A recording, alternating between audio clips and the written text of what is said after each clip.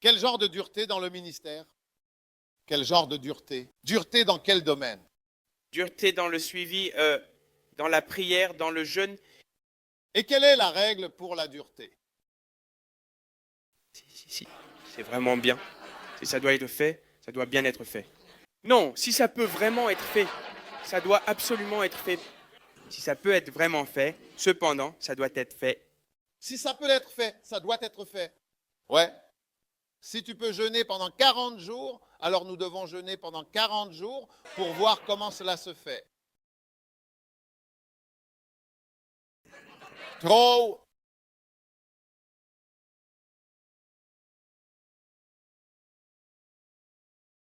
Maintenant, qui d'autre avait un point favori? Quel était votre point favori, très cher et respecté évêque? Mon, mon point favori était à propos de l'enchevêtrement.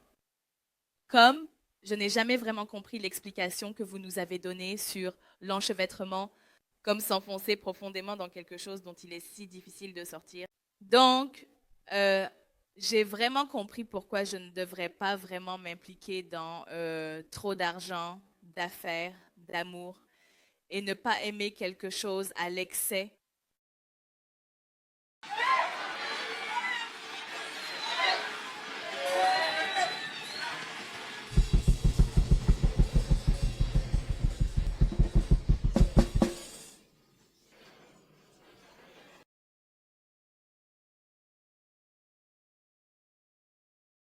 Ceci marque la fin de notre présentation actuelle.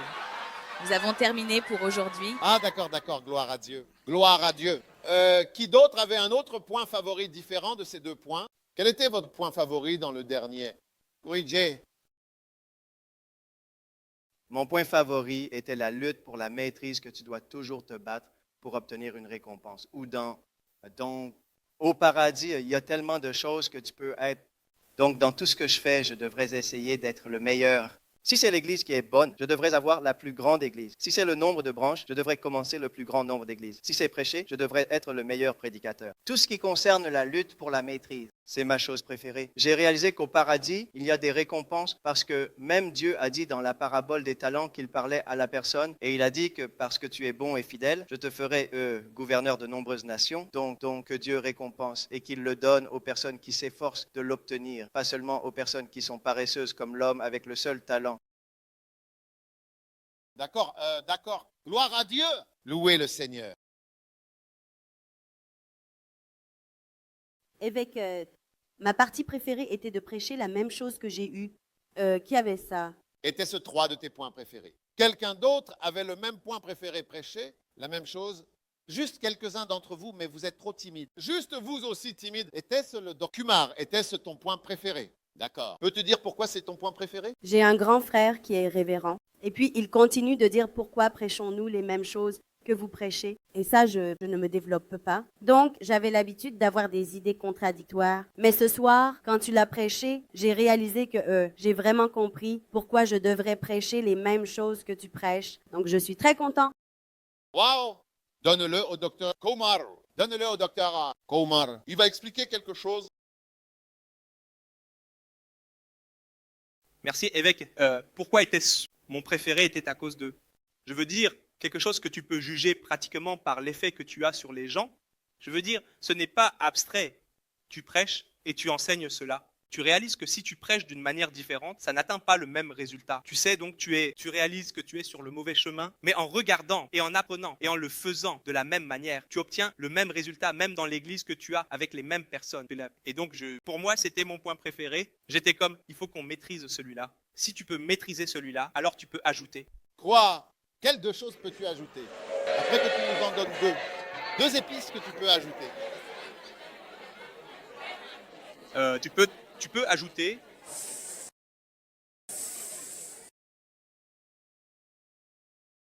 Et puis, c'est quoi le truc?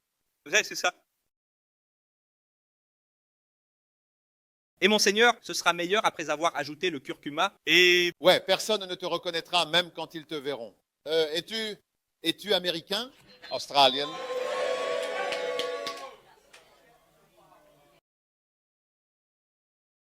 Bon, d'accord, peut-être que nous allons passer au suivant, n'est-ce pas? Profitez des savoureux fruits du ministère.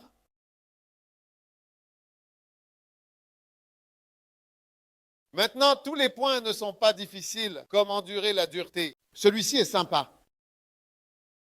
Profitez des fruits du ministère. Deuxième épître à Timothée. Tout ça, c'est privé, tu sais. Tu ne peux pas dire ça publiquement, n'est-ce pas? Je ne peux pas dire ça publiquement. Je peux profiter des fruits de... C'est quelque chose de privé. N'oublie pas que je t'ai dit, ne le dis à personne. C'est juste entre nous. C'est de père en fils. Profiter des fruits du ministère. Deuxième épître à Timothée, chapitre 2, verset 6. Il est dit, le laboureur qui est diligent et persévérant, qui travaille,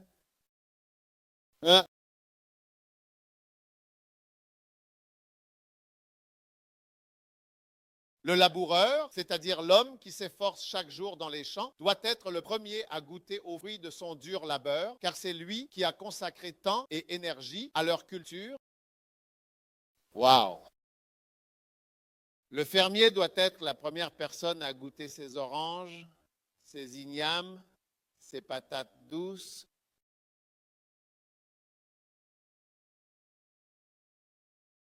Tu dois être le premier à faire frire tes patates douces. Tu dois certainement être le premier à préparer du kelewele avec les plantains de ton jardin. N'est-ce pas une bonne idée? Waouh!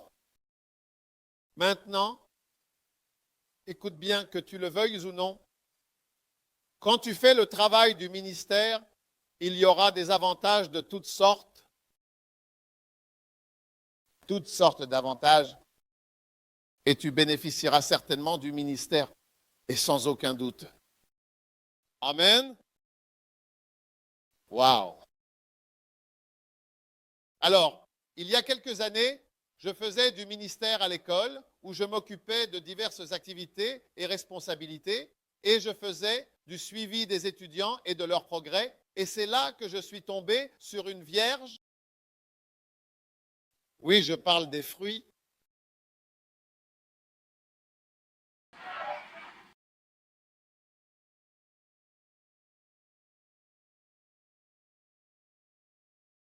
Oui, je suis certainement tombé sur une vierge, absolument.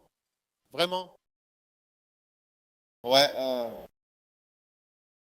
Et je veux dire, l'Écriture dit que je devrais profiter des premiers fruits.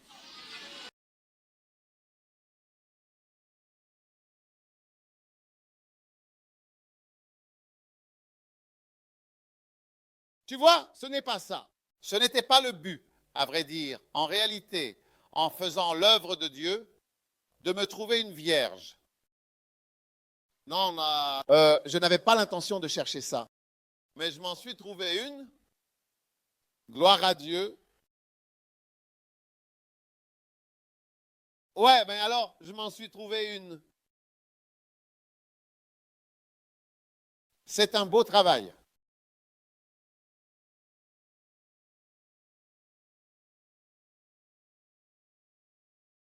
Tu m'écoutes, s'il te plaît. Donc, en effet, il y a de nombreux et variés avantages à servir le Seigneur. À bien des égards, tu vas en bénéficier de manière significative, car cela t'apportera des avantages précieux et des... Tu vas avoir des amis, de bons amis, des amis pour la vie, des amis qui seront toujours là. Les gens avec qui j'ai été dans le ministère, avec lequel je travaille depuis le campus universitaire, écoute attentivement. Depuis le campus, pas récemment depuis le campus, mais des jours d'avant le campus, depuis le lycée, j'ai connu l'évêque Eddy. L'évêque Eddy travaillait avec moi à l'école Achimota, située sur le vaste et verdoyant campus ouest. L'évêque Eddy, il est venu en terminale. Et à ce moment-là, j'avais vraiment besoin d'un président pour diriger notre groupe d'étudiants, quelqu'un qui allait être le leader de l'Union des Écritures. Je n'étais pas le leader de l'Union des Écritures parce que je t'ai dit que je n'ai jamais été choisi. C'était aux gens de me choisir, ils ne me choisissent jamais. mais j'étais très impliqué dans le choix de la prochaine personne pour être le président. Et c'était un nouveau frère qui venait du collège Prempeh. Il n'était pas un Hashimoto. Mais parmi les gens, je sentais qu'il serait la meilleure personne pour être notre président. Parce que je voulais passer le relais. Je veux dire, bien que je n'étais pas président, j'étais, tu sais, un leader non officiel parce que je n'avais pas été choisi. Est-ce que tu me comprends? Est-ce que tu me comprends? Ouais. Je n'ai pas été choisi. Ne t'inquiète pas si tu n'es pas choisi parce que je n'ai jamais été choisi par les gens. Ouais. Et donc, quand j'ai réalisé qu'il serait une bonne personne, j'ai compris qu'il n'avait pas le Saint-Esprit. Il n'avait pas le Saint-Esprit? Ouais. Alors je lui ai dit qu'il avait besoin d'avoir le Saint-Esprit? Ouais. Alors j'ai dit, je veux prier pour que tu reçoives le Saint-Esprit et que tu parles en langue comme je le fais chaque dimanche. J'ai fait la même chose pour lui il y a de nombreuses années. Ouais. Alors j'ai dit, allons-y. Et je l'ai emmené, lui et quelques autres, à la bibliothèque, là-bas sur le campus occidental. J'ai prié pour lui et il a commencé à parler en langue. C'est mon ami toute ma vie. Il vient de partir d'ici ce matin. Tu as des amis pour le reste de ta vie? Pour le reste de ta vie. Ouais. Certains d'entre vous vont avoir des amis pour la vie. Tu peux compter sur eux? Oh, un ami qui vient chez toi quand tu n'es pas là et qu'il a besoin de quelque chose, il peut casser la porte, entrer et appeler un menuisier, prendre ce dont il a besoin de moi, ta maison, revenir, prendre un menuisier, réparer la porte et partir. C'est le type d'ami dont je parle. Ouais, j'explique ce qu'est quelque chose de plus, un ami. Quel ami? C'est incroyable. C'est fantastique. Est-ce que c'est un ami qui, quand tu viens, tu n'es pas là. Il peut enfoncer la porte, entrer chez toi, prendre ce dont il a besoin, faire venir un menuisier pour réparer la porte et partir sans t'envoyer de message ou t'appeler pour te dire que je suis venu chez toi. J'ai cassé la porte et je suis entré et sorti parce que c'est ton ami. Quel ami? Tu vas vraiment avoir des amis incroyables pour la vie depuis le campus, depuis l'école. Tous les amis que tu te fais maintenant, ce sont des amis pour la vie et durables tout au long de ta vie. Ce sont vraiment les meilleurs amis que tu puisses toujours avoir pendant des années. Je te le dis, écoute bien, crois-moi, vraiment, surtout à l'église. Si je prends même Betty qui, en fait, elle s'est vraiment beaucoup occupée de moi depuis l'école. Même spirituellement, je ne la vois presque plus dans ma vie maintenant. Je peux aller chez elle et casser sa porte. C'est vrai. Je peux, si tu veux, lui demander quand je la verrai. Je l'appellerai pour que tu puisses. Je peux aller chez elle et casser sa porte de sa maison et ensuite casser la porte de sa chambre, prendre quelque chose dont j'ai besoin et partir. Elle ne sera pas en colère contre moi. Ouais, je vais juste envoyer un WhatsApp à son mari ou un texto. J'ai été dans le coin. J'étais ici à 7 heures. Je partagerai pendant que tu étais à l'église. Ce sont des avantages. Ouais. Ensuite, je parle des fruits. Alors, tu dois prendre les fruits. Ensuite, je t'en ai donné exactement 2 précisément. Je parle de trouver un partenaire. Tu peux trouver un partenaire. Maintenant, s'il te plaît, ne viens pas. Surtout ne viens pas avec des partenaires vraiment impossibles. Tu vois, il y a des partenaires qui ne sont pas compatibles avec un ministère sérieux. Ne les amène pas. D'accord? C'est très important. Tu vas avoir des amis pour la vie. Ensuite, tu vas avoir des pères pour la vie. Et crois-moi, tu en auras certainement besoin. Tu sais, quand tu grandis dans la vie, tu vas avoir le besoin d'un arbitre, surtout dans ton mariage.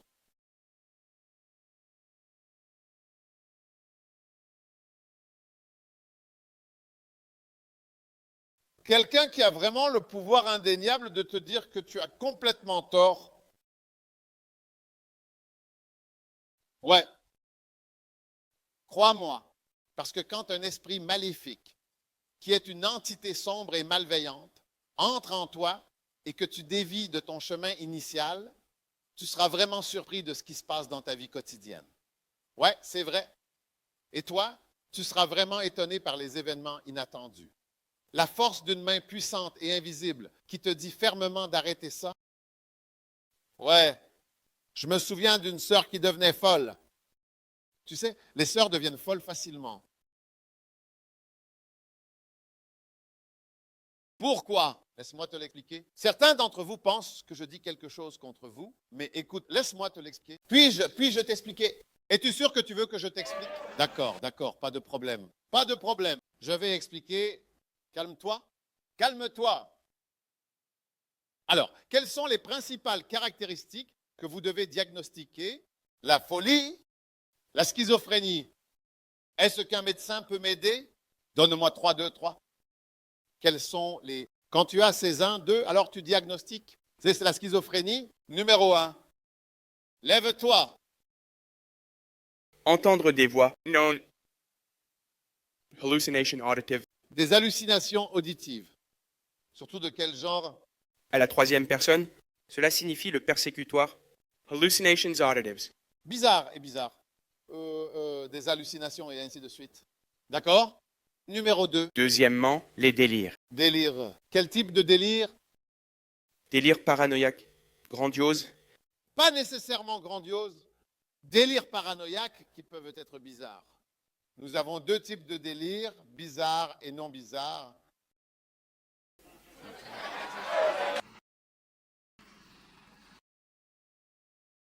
Alors, écoute, un délire bizarre, c'est comme quelque chose de fantastique. Un délire non bizarre, si vous sentez que votre mari est amoureux de quelqu'un, ce n'est pas bizarre, ça peut l'être. Ce n'est pas si farfelu par rapport au délire bizarre de penser que le plafond va s'effondrer pendant que nous sommes à l'église tout du long. Donc, vous avez mis du bois pour le soutenir, c'est un délire bizarre. Ou vous avez l'impression qu'il y a un micro dans chaque prise. Donc, vous avez mis du plâtre sur chaque prise. Vous voyez, et vous en êtes convaincu dans la maison. Et vous avez mis du plâtre sur chaque prise parce que vous avez l'impression que, comme un micro, des gens ont mis des micros, ils vous écoutent au siège de la CIA et vous en êtes sûr. Donc, vous avez plâtré tout ça. C'est un délire bizarre. Et quand ils vous expliquent, vous n'y croyez pas. Ils vous montrent la connexion. Il n'y a rien que vous savez, vous n'y croyez toujours pas. C'est un délire bizarre, mais un délire non bizarre. Je pense que ton mari est amoureux de sa secrétaire ou est amoureux d'une personne avec qui il travaille. Ce n'est pas bizarre, c'est non bizarre. Tu comprends? Donc, des délires paranoïaques.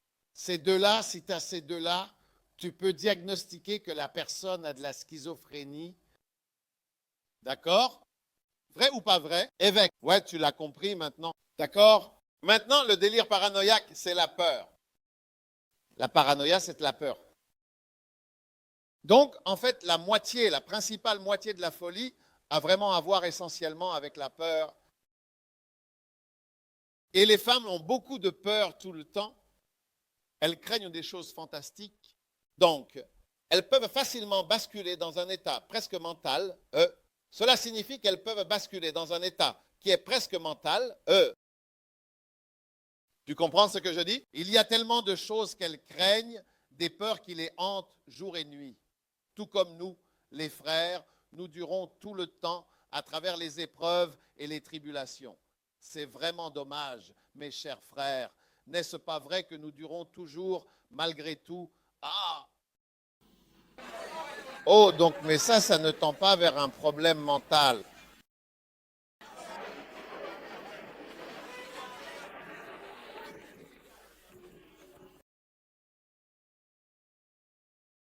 Ça tend probablement vers le VIH. Donc c'est aussi dangereux.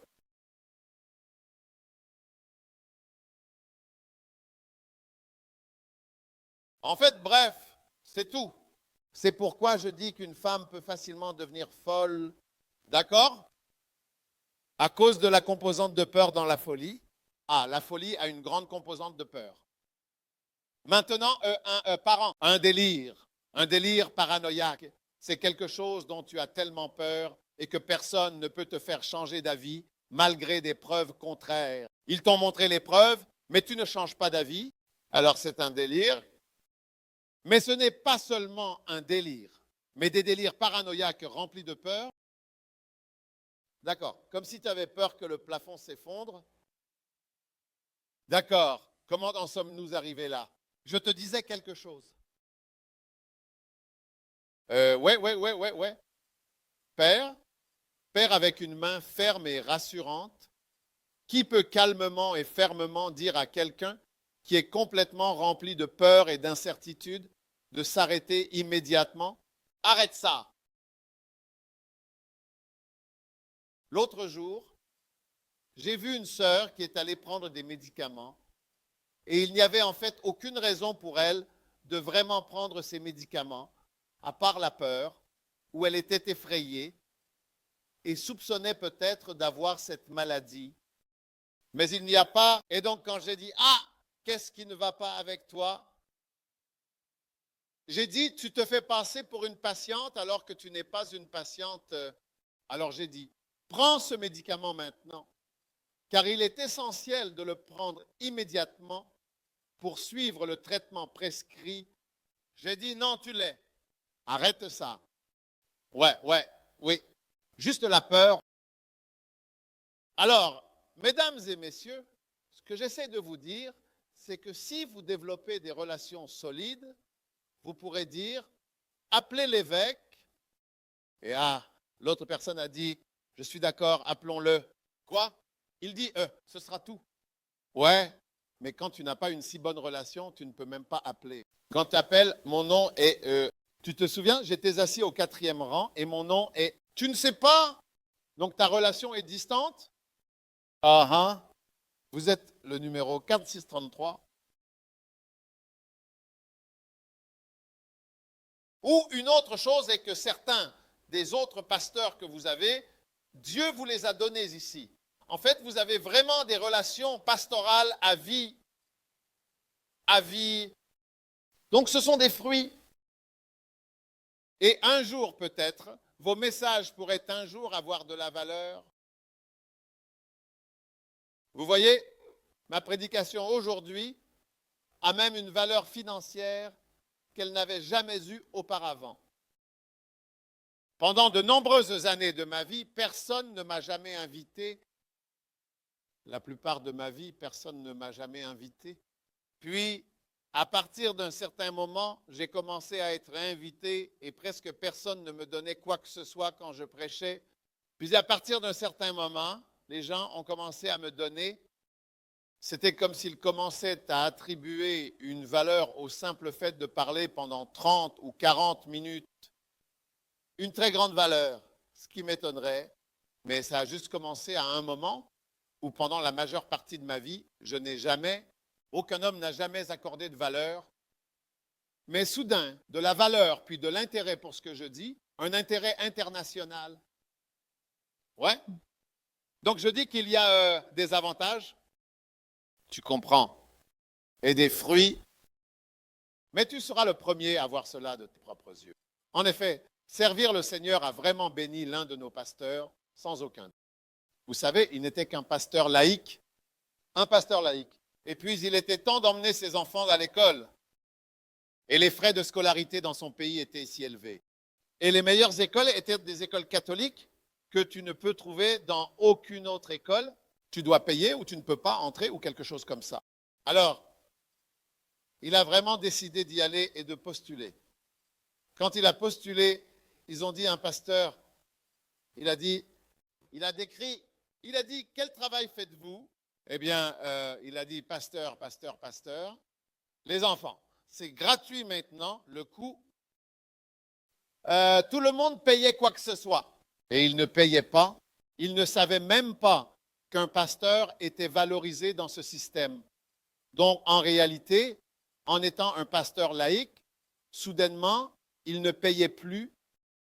Quand tu grandis, tu verras que tout ton argent sera dépensé. École, les frais de scolarité. Et c'est aussi pourquoi plus tu as d'enfants, moins tu es capable de construire une maison. Ouais. Et si jamais tu construis une maison, tu dois la construire avant que les frais de scolarité ne deviennent réels.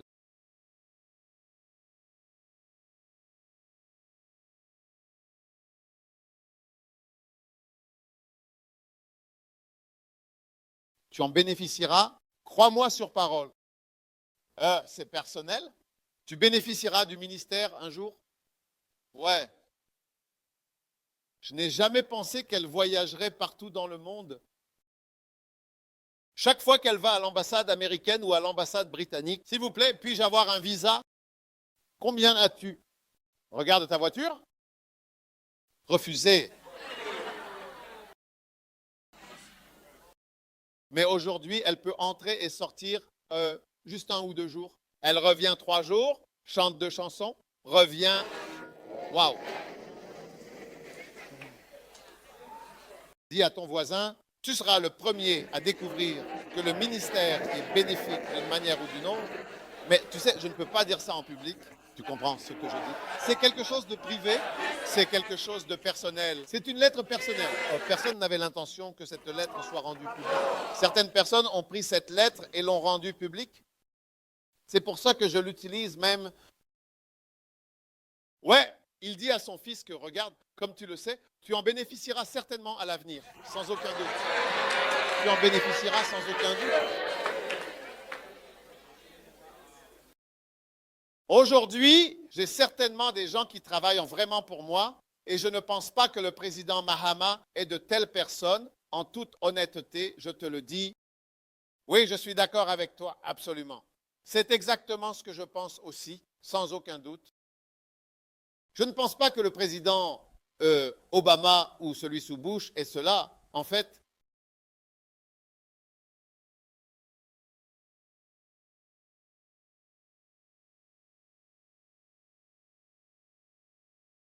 c'est vrai.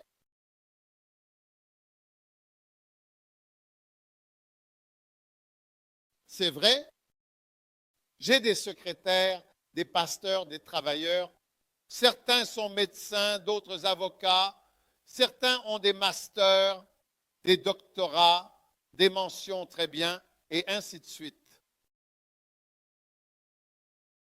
Ils font tout pour moi, n'importe quoi. C'est merveilleux. Regarde, c'est personnel. Tu seras le premier à en bénéficier. Et j'ai des camarades de classe aujourd'hui. Ils repassent encore leur propre chemise. Ouais, ce sont des super spécialistes de sous-spécialité, hein?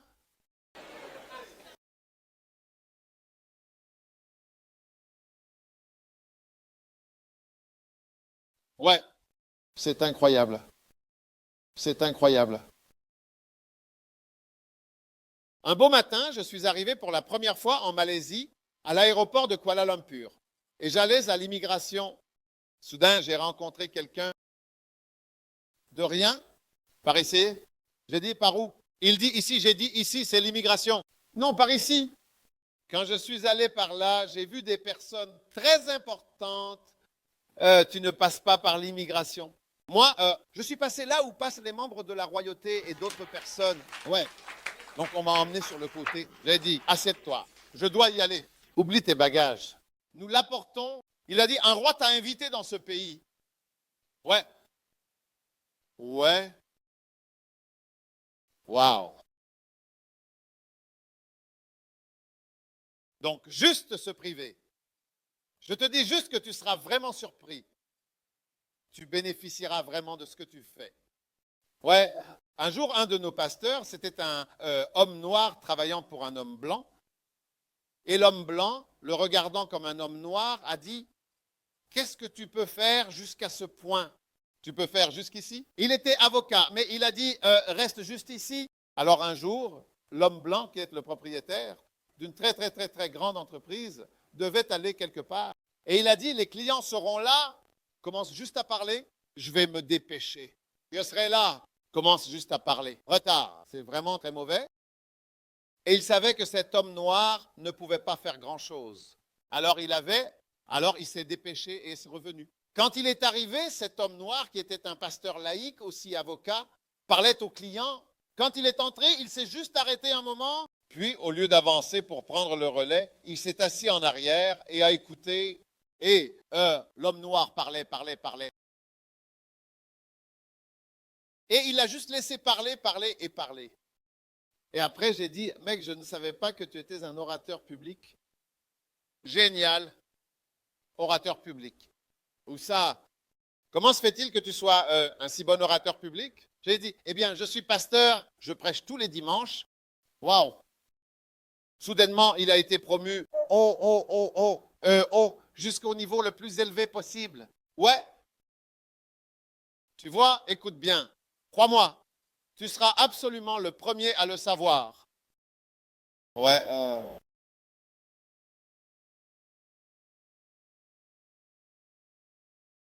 Tu m'écoutes? Ouais.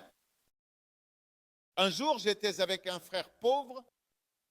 Il n'avait pas grand-chose. Et parce qu'il était si pauvre, quand il allait en ville, il ne prenait pas le chemin direct. Il est passé directement là où les gens riches marchent souvent. Il y avait une route où les gens riches marchaient, une route avec des hôtels. Les Arabes venaient dans cette ville avec leur voiture et descendaient de la voiture, de l'avion avec la voiture, et louaient tout un étage de l'hôtel. Leurs enfants et leurs familles tisseront dans les cendriers de l'hôtel. Des Arabes très riches du Koweït, de Dubaï, du Qatar. Ouais, ces gens-là. Alors, pendant qu'on conduisait, c'est lui qui conduisait, et il conduisait, puis il freinait, et aime. Freinez, arrête de dire, qu'est-ce que tu fais? Soudain, il s'est arrêté, il a dit, j'arrive.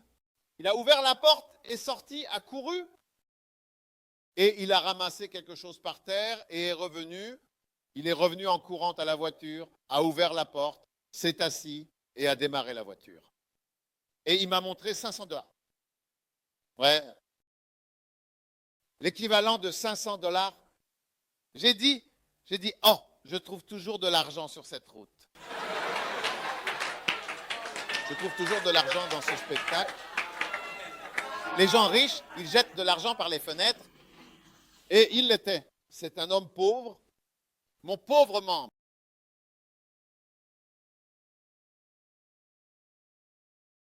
Ouais. Il travaillait dans une usine comme ouvrier. Il n'avait pas beaucoup d'argent, mais que Dieu le bénisse.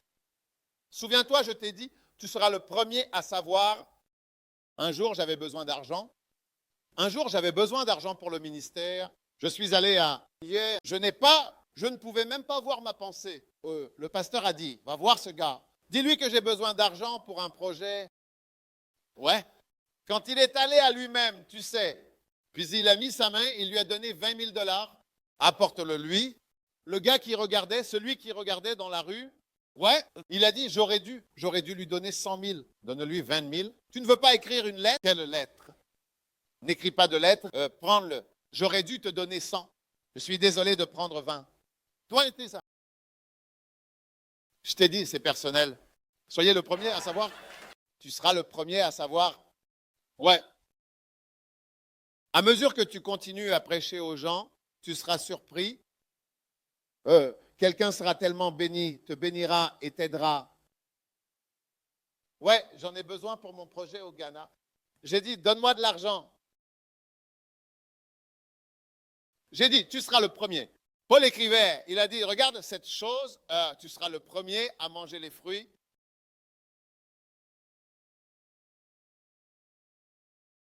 Tous mes amis aujourd'hui, je les ai rencontrés à l'église.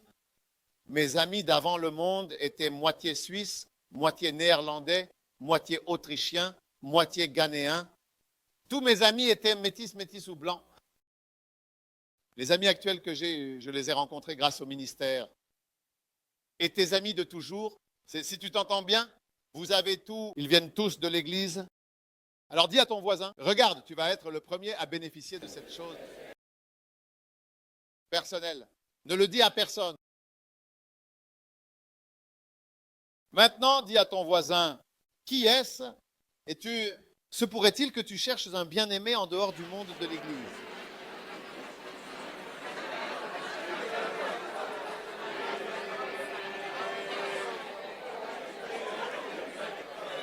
D'accord? Dis à quelqu'un, profitez des fruits.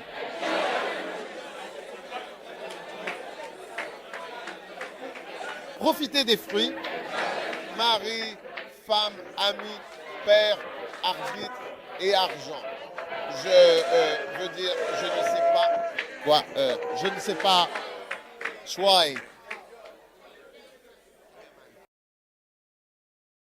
Dis à quelqu'un, profitez des fruits. Pas de problème du tout. Tu seras le premier à en profiter. Waouh! Ah, c'est un beau travail. Combien sont d'accord pour dire que c'est vraiment un travail fantastique? Numéro 13. Réfléchis profondément aux choses qui te sont dites.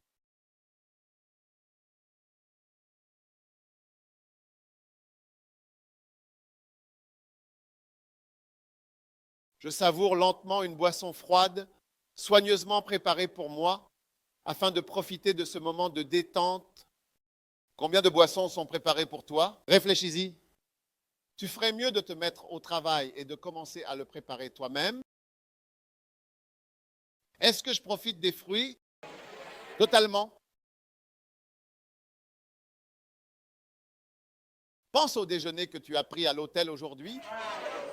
Quelques petits fruits commencent à apparaître ici et là. Vous savez, quelques petits fruits, très lentement et progressivement, commencent à apparaître.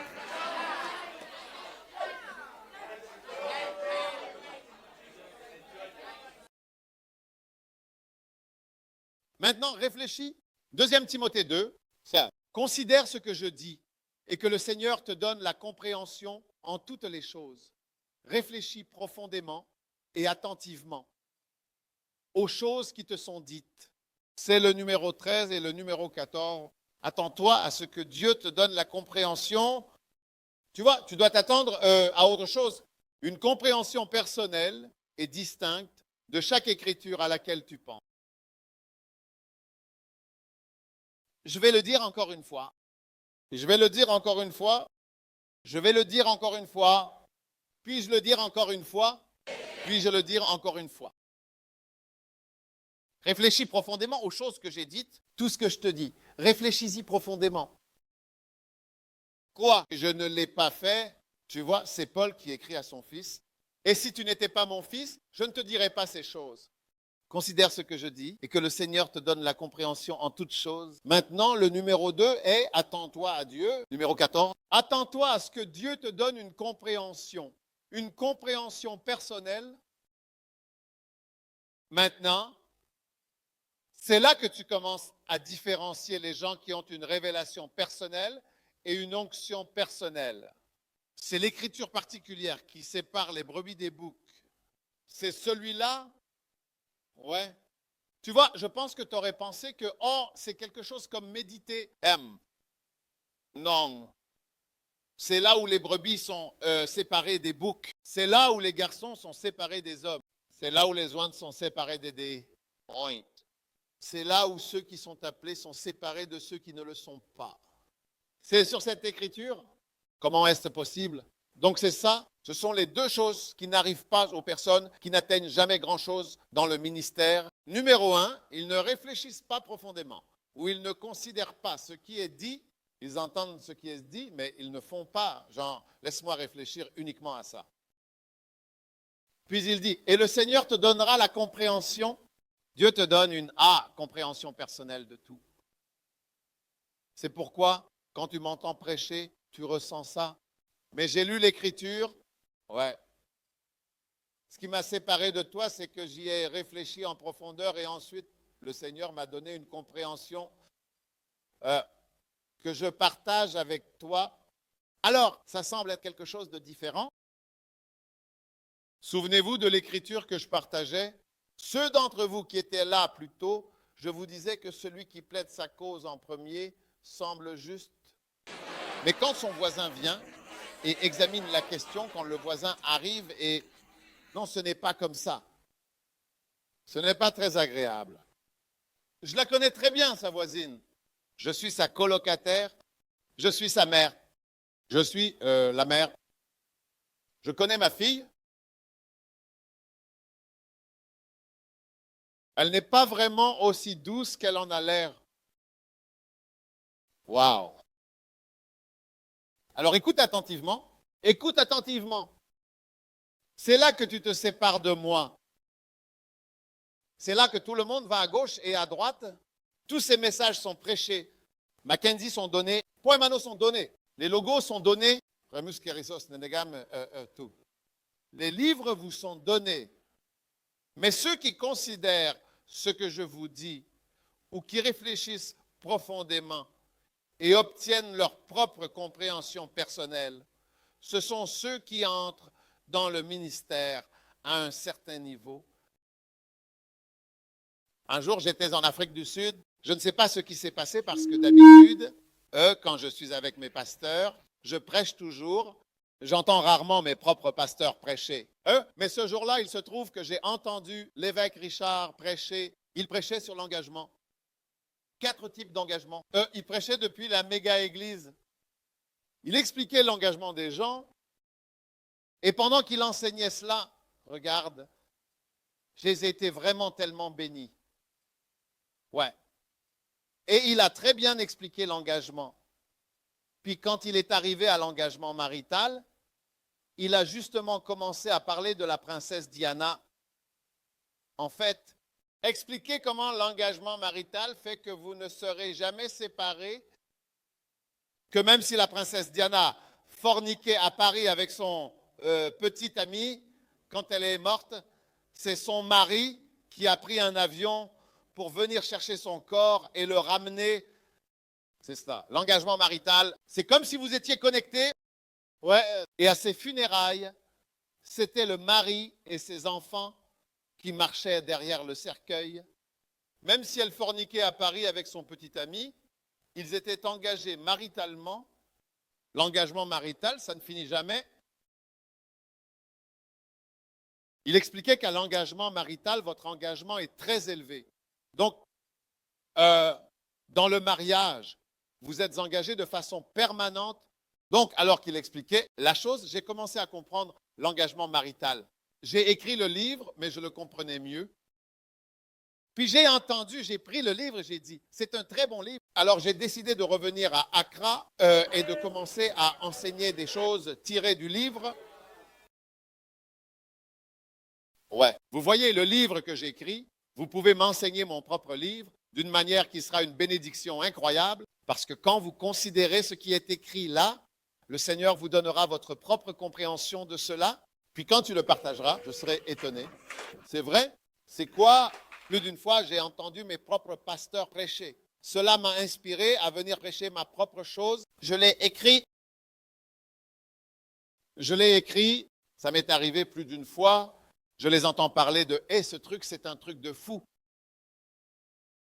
Parce que vous voyez, ce n'est pas vraiment un message de l'esprit, parce que toute la parole, donc quand vous y réfléchissez un peu, vous obtenez une compréhension personnelle. C'est cette compréhension qui nous sépare. C'est là que vous voyez qu'il est dit, mais nous lisons tous la Bible. On ne voit pas ça. Tu n'as pas le temps de réfléchir juste à une seule ligne. Tu n'as pas le temps pour ça. Ouais. À quelle ligne de la Bible as-tu pensé aujourd'hui? Je peux te montrer une ligne, une phrase.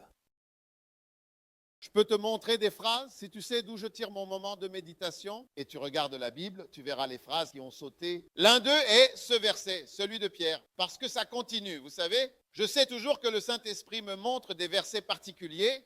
Quand ce verset me frappe, je retourne toujours dessus. Je vois que ce verset est ce qui arrive aujourd'hui. Puis soudain, il commence à surgir comme si le verset se réveillait d'entre les morts.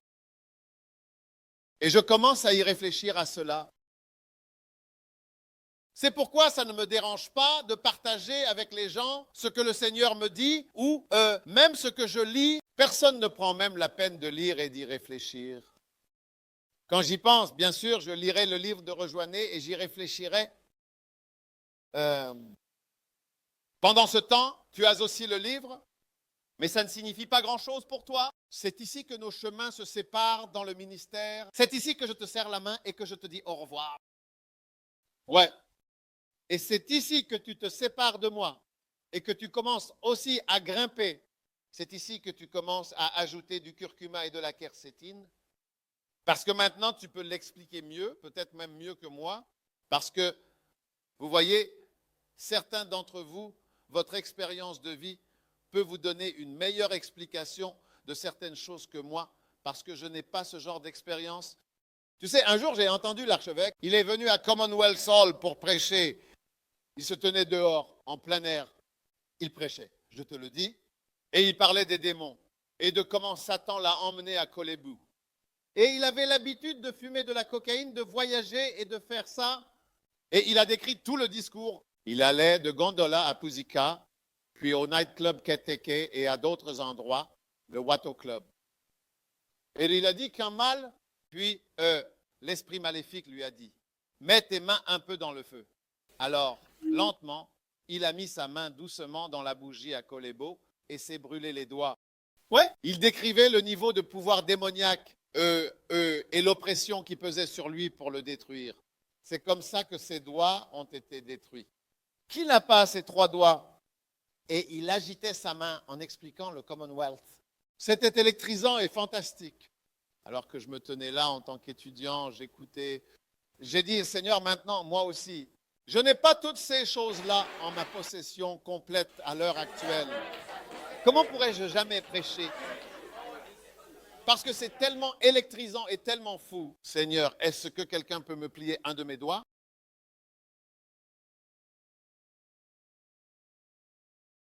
Mais tu vois, quand je pense à mes propres petites histoires de vie à l'école de médecine et mes souvenirs de cette période, 1, 2, 3 Kolebu et ainsi de suite, je suis aussi capable de trouver un moyen de prêcher sans toutes ces choses. Je ne sais pas où c'est, Minou. Gondole, discothèque, Watto Club. Eh, tu m'écoutes? Alors, quand tu commences à réfléchir, pense à toutes les choses que nous disons. Réfléchis profondément. Le Seigneur te donnera la compréhension. Le Seigneur ne t'a pas encore donné la compréhension. La compréhension vient quand tu penses avoir entendu. Je sais ça, évêque. De quoi va-t-il prêcher? Il va prêcher sur. Je sais de quoi il va prêcher. Il va prêcher sur tuer toi-même pour Jésus. Évêque, il n'a que 3 messages. Alors, tue-toi pour Jésus. Onction et sacrifice. Évêque, il n'a que 3 messages. Eh, moi, je sais ce que l'évêque va dire. Ta carte?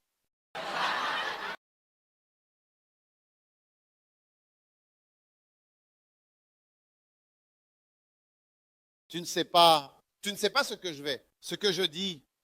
Tu ne sais pas ce que je dis. Et même si tu sais ce que je dis, c'est parce que tu n'as pas encore commencé à y réfléchir. Quand tu commences à y réfléchir, tu vas grandir, bébé. Amen. Waouh. C'est excitant. D'accord. Numéro 15. Attends-toi à rencontrer des ennuis.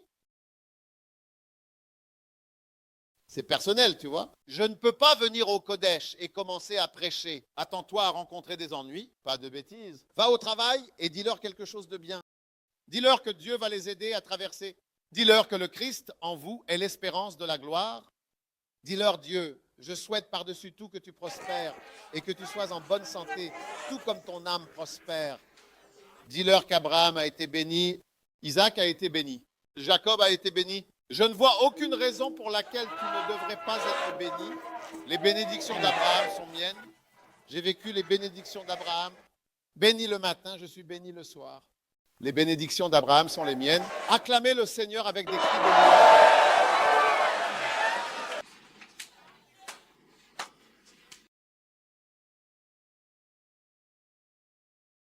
Assieds-toi.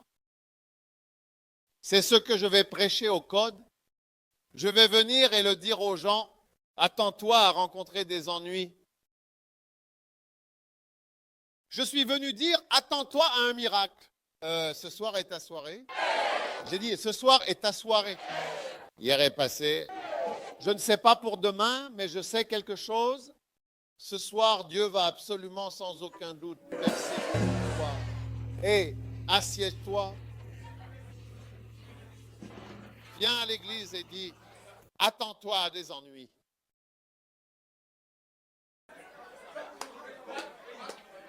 Penses-tu que mes membres seront enthousiastes avec un tel message d'attente de problème? Mais c'est une lettre personnelle. Il disait à son jeune pasteur que, personnellement, regarde, attends-toi à des ennuis. Waouh! Ouais, attends-toi à des ennuis. Tu vas avoir des ennuis. Un jour, il y avait certainement une certaine sœur. Elle avait un très gentil et vraiment adorable petit ami dans le monde. Et je lui ai parlé. C'est une très jolie fille. Elle était si jolie que les garçons escaladèrent les murs pour entrer dans sa maison. Ils grimpaient jusqu'au balcon à l'étage et entraient par effraction dans les chambres juste pour avoir accès à elle. Ouais, elle était belle. C'est une beauté. Mais un jour, elle a donné sa vie au Seigneur. Elle a commencé à venir à l'église et à la communauté et tout ça. Puis je lui ai dit, écoute, tu ne peux pas continuer avec ce gars. Alors elle a dit, d'accord, j'arrête. Alors elle a arrêté. Puis elle a commencé à avoir toutes sortes de problèmes avec le gars et à la maison, avec la famille. Un jour, elle est venue me voir. Elle a dit, évêque, pas évêque, pasteur, ami, peu importe ce que j'étais. Elle a dit, je n'ai jamais eu de tels problèmes dans ma vie. Tout le temps où j'avais mes petits amis et que je faisais n'importe quoi, je n'ai jamais eu ça. Maintenant, plutôt que de dire, j'ai accepté le Christ, tellement de problèmes, tu vois, parce que c'est le message que je devrais avoir. Attends-toi aussi à des ennuis. J'ai servi le Seigneur, je n'ai jamais pensé que j'aurais... je pensais qu'une fois que je suivais la volonté du Seigneur, Dieu prendrait soin de toi. Mais ça ne semble pas être le cas. Attendez-vous à des ennuis. Ma mère. Maman ne permet pas. Oui, ta mère ne permet pas. Attendez-vous à des ennuis. Mon père. Mon père ne le permet pas, certainement. Attendez-vous à des ennuis. Ton ancien petit ami ne te laisse pas partir. Attendez-vous. Attendez-vous à des ennuis. Tu n'as pas d'argent. Quand je vais au ministère, mes parents s'attendent à ce que je puisse m'occuper du reste de mes frères et sœurs. Parce que mes frères et sœurs, nous sommes 7, vous voyez? Et je suis le deuxième. Notre premier garçon est sourd et muet. Donc c'est mon tour. Je dois m'occuper de tout le monde. Donc je suis l'aîné. Donc ils attendent quelque chose de moi. Donc je ne peux pas simplement dire que je vais travailler pour le Seigneur. Et je dis que je vais travailler pour le. Comment vais-je obtenir quelque chose pour m'occuper du reste de mes frères et sœurs? Et mes frères et sœurs attendent aussi quelque chose de moi. Et ma mère a maintenant 63 ans. Mon père a 73 ans. Donc c'est à moi de décider. Regarde, dis à ton voisin, attends-toi à des ennuis.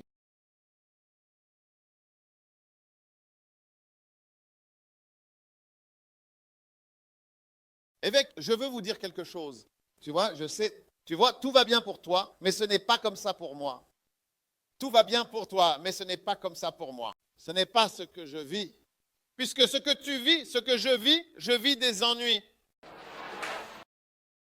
J'ai vécu beaucoup de problèmes. J'ai beaucoup de problèmes depuis que je suis venu chez eux. Maintenant, cette chose que je dirais travailler pour le Seigneur passe par quelque chose, mais c'est quelque chose à l'intérieur. Je le ressens différemment. Je le ressens différemment.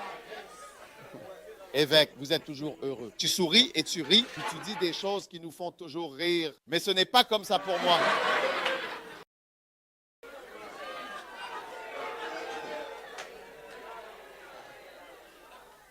Regarde. Attends-toi à des ennuis. Attends-toi à des ennuis. Et quand les ennuis arrivent, la Bible dit que l'homme sage a construit sa maison sur le roc.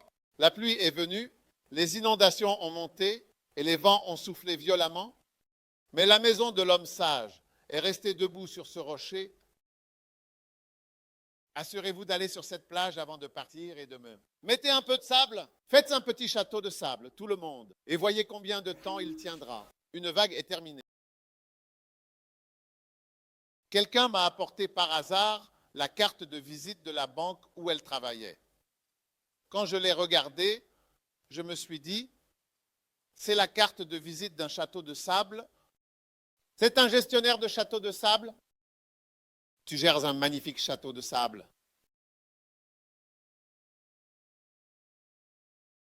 Alors ne viens pas, ma mère, ma grand-mère. Un jour, quelqu'un a dit, à cause de ma grand-mère, je ne peux pas aller sur le terrain de mission parce que ma grand-mère ne se sent pas bien. Je ne plaisante pas, grand-mère. Alors quand je l'ai vue récemment, je lui ai dit que tu détiens le record de grand-mère. Ma grand-mère, à cause de ma grand-mère, je ne peux pas être dans le mur. Les gens disent ma mère, mon père, mon frère ou ma sœur. Mais toi, là, tu l'as apporté à grand-mère. Grand-mère.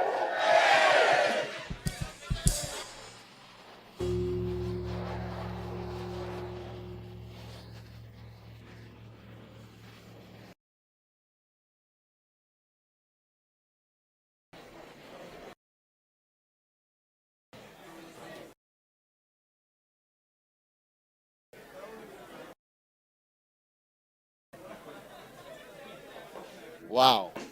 Numéro 16. Continuez à prêcher la parole de Dieu avec persévérance et détermination. Même lorsque vous rencontrez des problèmes, des obstacles ou des difficultés dans votre cheminement, il est essentiel de continuer à partager et à diffuser la parole divine. Ne vous laissez pas décourager par les défis, car votre mission est importante et chaque effort compte pour toucher les cœurs et les esprits des gens autour de vous. C'est personnel. Il disait à Timothée, tu sais, il lui disait, Charlie, essaye mono. Ou continue là-bas. Ne t'arrête pas à la parole là-bas. Tu vois ce que je veux dire? Là-bas, laisse Charlie. Ne l'arrête pas du tout. Peu importe les problèmes que tu rencontres. Timo, tu vois ce que je veux dire? Charlie, n'arrête pas de prêcher. Timo, j'ai dit Timo, n'arrête pas de prêcher. Peu importe les problèmes. Problèmes financiers, problèmes conjugaux, problèmes familiaux. 2 funérailles en 1 mois, n'arrête pas de prêcher. Timon, il a dit, 2 Timothée 2, verset 9, oh, c'est une lettre personnelle que j'ai essayé d'extraire. Tu sais, c'est une lettre personnelle. Je ne veux pas trop m'immiscer dans les affaires personnelles de quelqu'un. Mais il dit ici où je souffre des ennuis comme un malfaiteur, jusqu'à être enchaîné, même jusqu'à la prison. Je suis même allé en prison. Mais en effet, la parole de Dieu, elle n'est absolument pas enchaînée. Peu importe ce qui m'est arrivé, je n'ai jamais laissé la parole de Dieu être enchaînée. Je laisse la parole de Dieu continuer simplement. Oui. Alors quand Madame Saké, Juanita, quand elle est morte, j'ai dû prêcher le soir. J'ai dû prêcher à ses funérailles. J'ai dû prêcher à un moment très difficile. Je devais.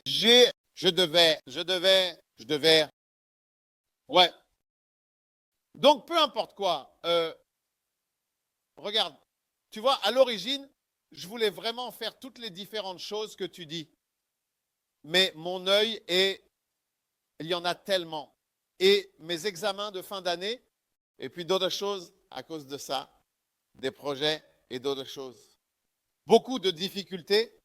Et puis aussi financièrement, je n'ai pas d'argent pour prendre un taxi pour venir à la réunion. Et je ne peux pas marcher non plus.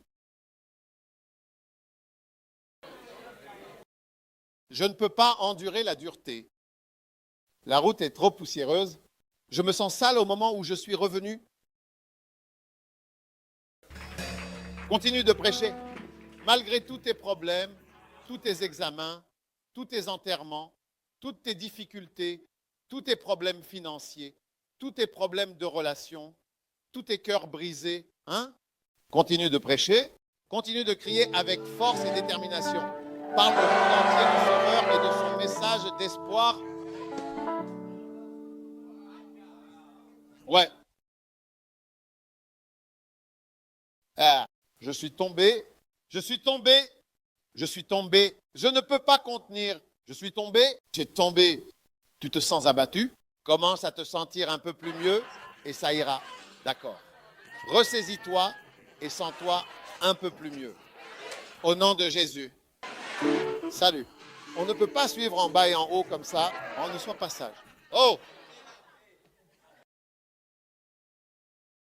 Paul a dit que la parole de Dieu n'est pas liée. Il a dit que j'étais pressé de tous côtés chaque soir jusqu'à la mort. Je ne me suis pas arrêté. Il a dit que nous étions pressés à l'extrême. Mais tu continues juste à prêcher. Parfois, quand je me regarde dans une vidéo, je ne le fais pas vraiment. Quand je me regarde dans une vidéo de prêche passée et de programme passé, la seule chose dont je me souviens, c'est les nombreux problèmes que je traversais à ce moment-là. Je ne me souviens de rien. Ouais. Chaque vidéo me rappelle en fait un problème particulier. Ouais, ça ne me rappelle aucune victoire. Ouais.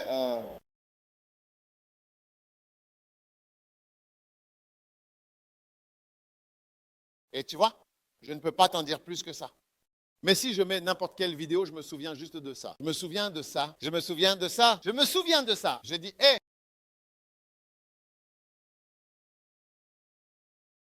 D'accord? Numéro 17.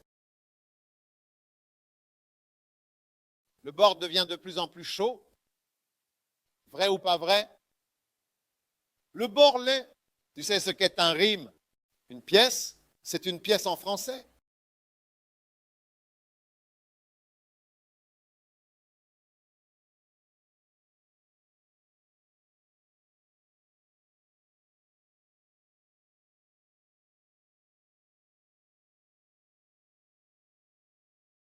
Tu apprécies la dureté. Je ne veux rien entendre. Il fait trop chaud. Il fait trop froid. Nous avons froid. On se sent à l'étranger en hiver, disent-ils. On a froid s'ils le veulent. Et tu dis que tu es sexy. Celui-ci est fatigué. Celui-ci est heureux. Celui-ci a faim. Cet endroit, tu es nouveau, n'est-ce pas? Est-ce une nouvelle personne qui dit ces choses quand on fait les nouvelles personnes? Peut-être.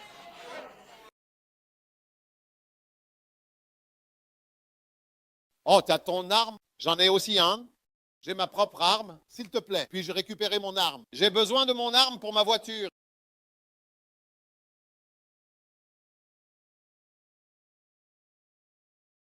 Hein? Mon arme est à Accra. J'ai une arme vraiment très spéciale pour les camps.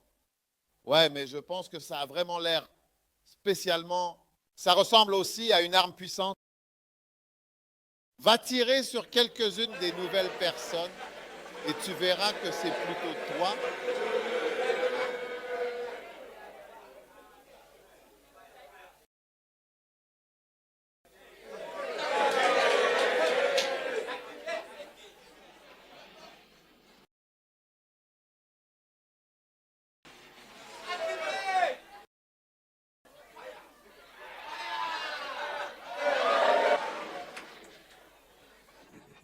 C'est en train de tirer le... Le Charlie. Attrape-le, attrape-le. Ne laisse pas les gens te maltraiter. Ceux à l'arrière, quelqu'un tire, attrape les jambes du gars. Personne n'attrape. Ouais. Doucement, les douillets. Doivent-ils revenir? Pas de problème.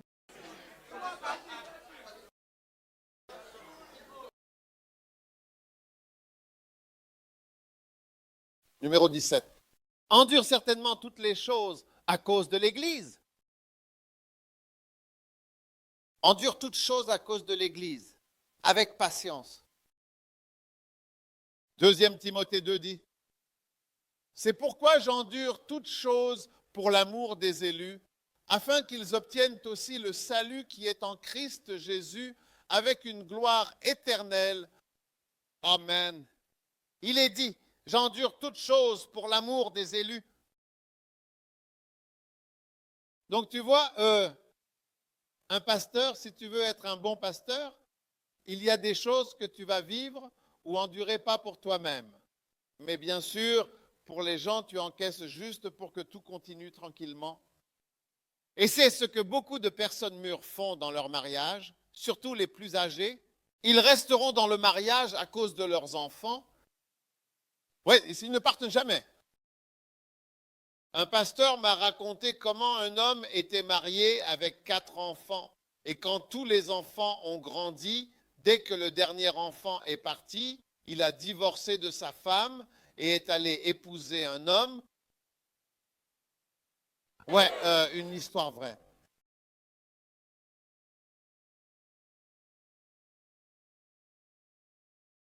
Pardonne, mais c'est comme s'il endurait plutôt, si on peut appeler ça endurer, son mariage à cause de ses enfants. Parce que les enfants, beaucoup d'enfants, surtout le premier, deviennent anormaux quand leurs parents se séparent. Beaucoup d'enfants sont affectés par la séparation de leurs parents. Donc, les parents qui savent cela, parfois pour le bien de leurs enfants, ils restent ensemble et donnent l'image que tout va bien, même si ce n'est pas le cas, et c'est pour votre bien.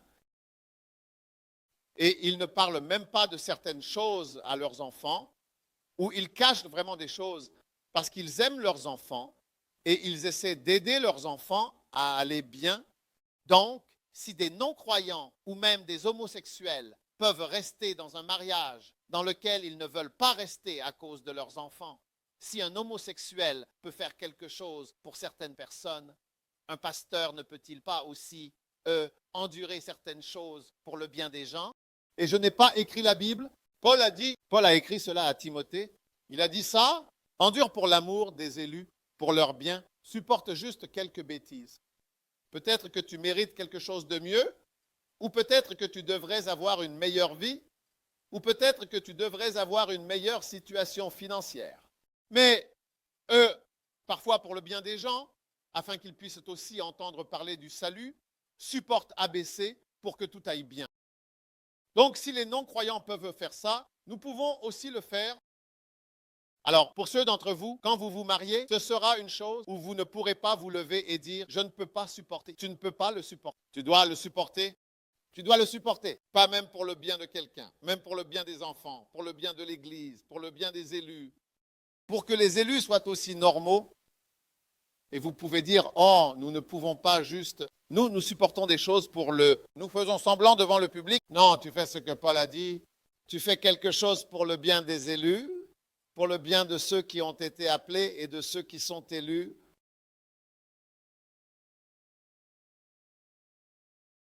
Ouais, j'ai dit, oh, eh bien, en fait, je peux boire du vin. Je peux boire du vin. Je peux boire du vin. Je peux fumer des cigarettes. Je peux faire tellement de choses qui ne me feront aucun mal. Si je bois du vin, si je bois de la bière, rien de mauvais ne m'arrivera. Dieu ne me punira pas pour boire de la bière. Ouais, je peux boire de la bière, je veux dire, ça peut même descendre, c'est le point. Mais ce que je dis, c'est que ce n'est pas dans la Bible que c'est un péché. Mais parfois, pour le bien des élus, je peux dire que, waouh, ces gens, quand ils me voient boire, pourquoi ils ne le feraient pas? Ils diront qu'il a rétrogradé. Ou si je devais certainement conduire certaines voitures, vous pourriez peut-être dire, ah, il gaspille l'argent. Donc à cause de ça, je conduirais la voiture que tu penses, je ne gaspille pas l'argent pour vous, pour votre bien, afin que cela puisse vous aider à être sauvé. Puis-je avoir un amen? D'accord?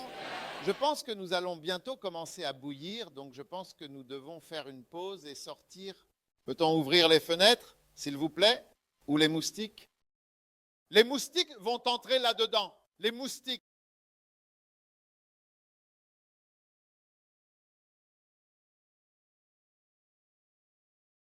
Éteins les lumières. Allumez les lumières. Nous en sommes au numéro combien? 17.